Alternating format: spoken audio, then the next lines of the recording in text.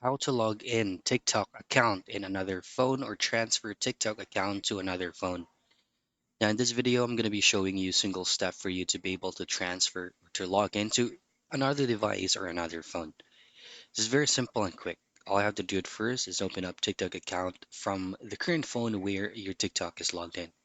You'll have to fully logged out on that phone first. So at the top right, tap on the three lines, go to settings and privacy, and scroll down to the very last option of this field and choose on logout.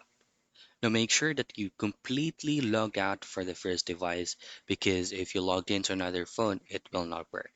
Choose on logged out, and once you completely logged out on the other phone, now go back into your new phone and then there you can go in and log in.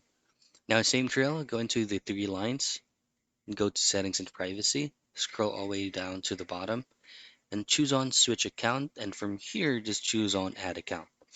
Now once you choose on add account, most of the time TikTok will ask for a one-time password to the phone where you first log in, or maybe from the email address that you used to log in into that account. And that's it.